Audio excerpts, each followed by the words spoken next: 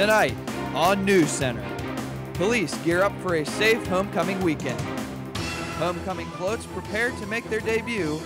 A new movie comes to the Vulcan Theater. And the Vulcans look to keep rolling over Slippery Rock.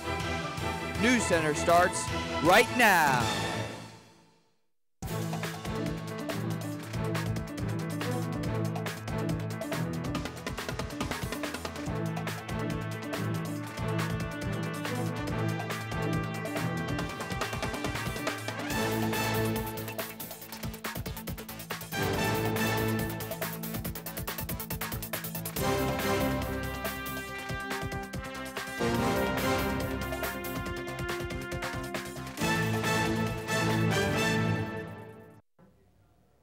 Good evening and welcome to CUTV Newscenter for the week of October 20th, 2011. I'm Andy Hughes. And I'm Lauren Turosik. This Monday, in front of the Vulcan statue, students, faculty, and staff came together for the Standing United Rally and remembering Jared Grayson. CUTV reporter Blayre Holmes has the story. Organizations around campus joined together to remember the students who passed away last year, but also to bring awareness to nonviolence on campus and to see the impact it caused on the students. We witnessed everything that went down that night. It was crazy. It wasn't supposed to be like that. The incident really changed our lives, really. This is a negative event, but we got to change it to a positive one. Like Polo Gang touched on, we need to change. We all need to change, especially African-American males. The statistics against us, like right now, all of us that are actually here and in college, we are beating the odds. So we have to continue that. We got to reach back to our communities. We want to move forward from the events that took place last year and focus on making ourselves better people and doing whatever is necessary to get the CalU community back in a positive light. You know, to put a stop to it. So basically by all of us coming together, showing the community that we are CalU as one, and that together we're going to fight this together. A decision that will change the course of my very life. I want to be proud that I woke up this morning and said, what do I owe to the earth today? I want to be proud that I can one day here that we are in now. God is saying that we don't have to fight this fight by ourselves. We trying to turn everything around, yo. Like really. And I want to apologize to the family once again for everything that happened and let you know that what's on this wristband, me and my friends, my family, we're going to live by that from here on out. Like, I hope y'all do the same thing too. To promote safety and nonviolence on campus should be education. To talk with the students regarding how valuable their life is, how valuable others are, and how we are all here together for one purpose, to survive, and we need each other to survive. So to educate and continue to educate. While there continue to be numerous incidents off CalU's campus, organizations are still promoting safety as well as nonviolence, and they are asking that their peers do the same. This is Blayre Holmes for CUTV. With the many events going on at Cal this week, safety is a top priority on campus. CUTV reporter Gloria Stone had the chance to speak to Campus Police Chief Bob Downey about safety tips. Homecoming is underway with many more events to come. Students and alumni can't wait for the weekend. However, there should be one thing on everyone's minds. With the homecoming parade and football games Saturday, university police are keeping close eye on the safety of students and guests. To ensure safety, Cal's campus police are being helped by other local departments. Campus is a relatively safe place as it is, but to ensure everybody's safety, we're going to partner with the California Borough Police, Pennsylvania State Police, and Washington County District Attorney's Office. Even though safety is a big concern, Chief Downey wants everyone to enjoy themselves, as well as watch out for themselves and others throughout the homecoming weekend. We want everything we can to ensure their safety, but again, we need their cooperation. We need them to act responsibly when they go out. They have to be aware of their environment.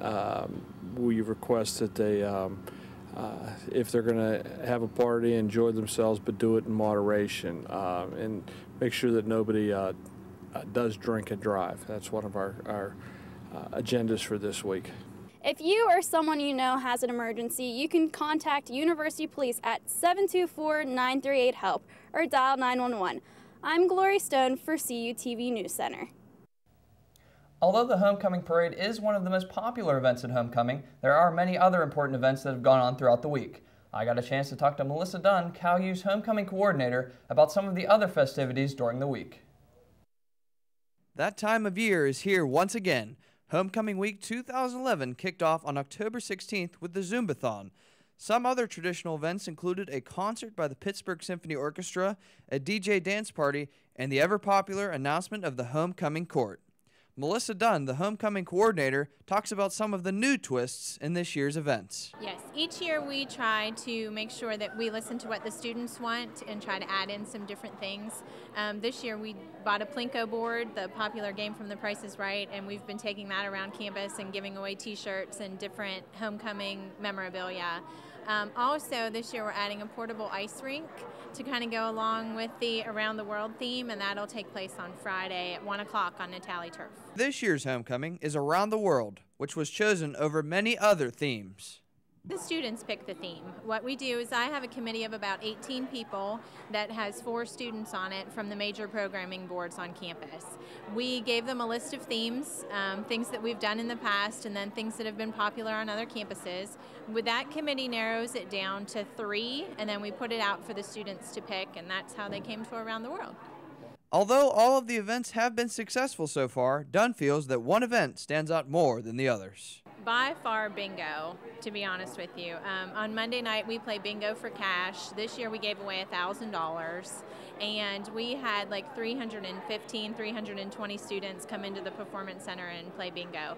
Traditionally, that's probably one of our most popular events. The festivities will continue tonight with the Underground Cafe and will conclude with the parade and the football game against Mercyhurst on Saturday.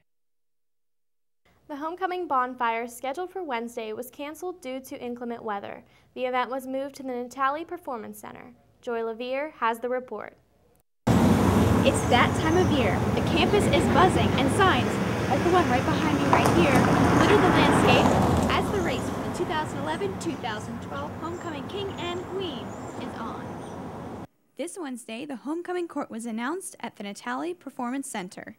Your 2011-2012 Homecoming Court is Rob Zazak, Andy Reindl, Josh Giffen, Corey Strennan, Chad McCauley, Regina George, Evelyn Schwer, Ashley Gill, Danielle Donovan, and Erica Schultz. Well, I wanted to be Homecoming Queen because I wanted to have the chance to be a representation of the CalU student body, and I feel as though it's such an honor to be able to run for that position. Actually, my running mate, Dave Mudich, at the time, asked if I would be able to run with him, so he was the one that kind of suckered me into doing it. Tensions were high as names were called. Oh my gosh, so much relief. I was just standing there and I was like, ah. I was so excited. First of all, I was really nervous, but I was really excited and I felt really blessed. I was actually really surprised and kind of shocked. I didn't expect it at all. The court advises all students to have fun, but gave the advice to stay safe during this homecoming weekend. Get out of your rooms, please. There's a lot of great events, and I've been to all of them so far, and it's definitely worth the time. And it's really a time to just be a community. I mean, the awesome thing is that everybody can vote, so it's the one time to come together as a school and just to have a great time during the week. The Vulcans will face off against Mercyhurst at 3:30 p.m. on Saturday in Adamson Stadium. The homecoming king and queen will be announced at halftime. This is Joy LeViere, CUTV Newscenter. So Andy, there are lots of things going on the end of this week and Saturday. Hopefully the weather stays nice and it warms up a little bit for Saturday. Yeah, it's been really cold lately. You know, you got all those events going on. You got the parade, you got the football game. So definitely looking for some warm and sunny weather. Definitely. All right, we'll find out what to expect for next week when we return with student meteorologist Dustin Snare in your weather report.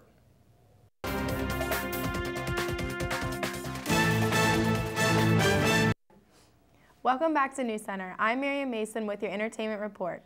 Lindsay Lohan is once again in the spotlight for something other than a movie.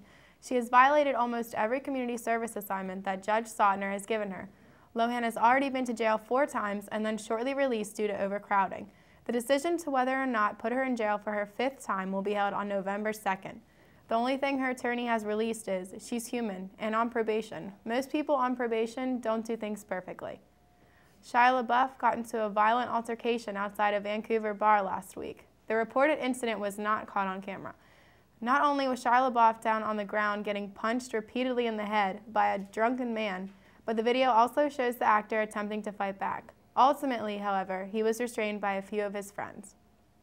It's time for Cal U students to begin homecoming float preparations. Fraternities and sororities on campus admit that it's one of their favorite times of year to take time to bond and to just have fun. Work being done on the floats is an entertaining experience. There are rules and regulations that must be followed in order to be involved. Height requirements and width of the trailer. I don't know exactly. I don't want to say the wrong number, but as far as I know, this is all up to code. I know that there's a lot of specifications as to how tall things can be and how wide things can be, and I know that we've been very careful on following them because I know that there's been a lot of good floats in the past since I've been here that have been disqualified for that, and we don't want that. Not only do the fraternities work on the floats, but some have recruited the help of their nearby sororities to give them the extra hand when creating. There was around 20 of us in Alpha Kappa Lambda, and I know there's 30 plus girls in Alpha Sigma Alpha, so I would guess around 50 of us to start it, and I know that a lot of our alumni are going to be here this weekend. Many of the participants in the homecoming parade have been involved ever since they could remember. It's an event that is enjoyable and hopefully will continue for years to come. I've been part of this fraternity for 3 years, and I know it's been dated back a while, and we've been first place for the past 3 years, so looking for the fourth now. And I would say a while, ever since we could, because this is our favorite part of the year. I know that we were rechartered in 2006. I'm assuming since then, or maybe just slightly before then, but I know that the last 3 years that I've been here, we've done this and we've been pretty successful. The homecoming parade steps off at noon on Saturday 22nd and will be led by Grand Marshals from the class of 1962. All are welcome to come and enjoy the bands and cheer on our alumni and fellow students. Looking at the Cal U calendar this week, this Friday the 21st, the Student Activities Board and Cal U hockey team have sponsored a portable ice rink that will be set up outside on the turf from 1 to 5 p.m. A bowling fundraiser to benefit the Annie Mack Scholarship at Cal U will be held at Legacy Lanes and Baldwin Whitetail on Sunday the 23rd. Tickets will be $35 a person and include 2 hours of bowling, your shoe rental, ball, pizza, wings, and drinks. Registration begins at 11:30 a.m. and bowling starts at 12. Starting next week at the Cal U Theater is Horrible Bosses, starring Jason Bateman, Charlie Day, and Jason Sudeikis. The movie is about 3 friends that conspire to murder their bosses when they realize that they are in the roy of the happiness. Horrible Bosses plays daily at 4 and 8 p.m. So this weekend looks like it might be a little chilly, and I think that might determine whether or not I go to the parade this weekend. Oh, you should go, Mirriam. Homecoming only happens once a year. It should be a good time. Yeah, as much as I like to say that the cold isn't a bad excuse, I will be unable to go this year, but I think it'll be a fantastic event once again. Okay, thanks. All right, thanks, Mirriam. When we return, Clinton Logan has your sports report. Stay tuned.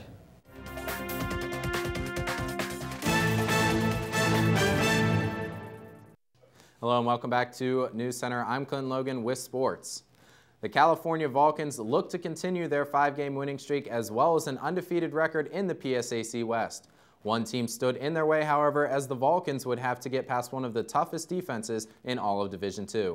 Let's take you out to Mahalik-Thompson Stadium where California traveled to take on Slippery Rock. There you see the home stadium, the newly named Mahalik-Thompson Stadium after head coach George Mahalik. It would be Slippery Rock to have the first possession in this game. It's going to be Sean Anderson, however, intercepting the pass on 3rd down to give California the early possession with good field possession. However, on 3rd down, it's Mario Washington. He's going to go across the middle and fumble the ball. It's going to be recovered by Saunders of Slippery Rock, so they get the ball right back. On 1st down of that next drive, it's Slippery Rock fumbling it again. It's Marcus Cook who forces it, recovered by Thomas Mulaba, so a lot of turnovers early in this game. California would move their offense, but they would not be able to punch it into the end zone, so it led to this 3-point field goal by Cody Nuzzo to give California a 3-0 lead. Here you see it later in the second quarter. It's Rontez Miles intercepting it, keeping Slippery Rock out of the end zone for this time. However, late in the second quarter, they would find the end zone. It's Zubik catching the 2-yard touchdown pass to give Slippery Rock the 7-3 lead. California trying to get the lead to go into the half. However, Fort Knox would be stopped right at the goal line there. Jeff Knox not able to punch it in. California would be down 7-3.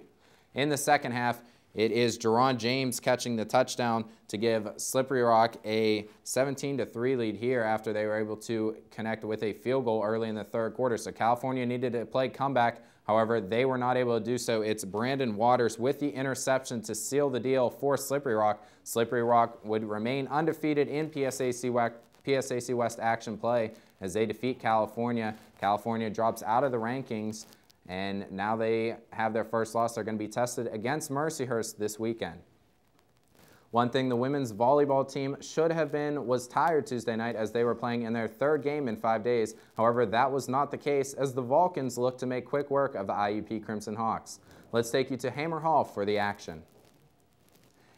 There you see Coach Peter Letourneau trying to continue his winning ways with the Vulcan volleyball team as this is match point in the first game. California up 24-14. As it is going to be Molly Delaney and Megan Franz with some nice blocks in this point. As there you see one there. And then IUP trying to get past them. However, they send it wide, and California would win the first game there as they take a 1-0 lead. Here it's 24-18 as California trying to win game 2. As again, Delaney being the force she is up top. She gets helps with the sets it to Megan Franz who got the kill. California with a 2-0 lead. Now we're in game 3. It is a Sarah McMullen helping out with the serves as it was Brandy Harris, so as she helps with the kill.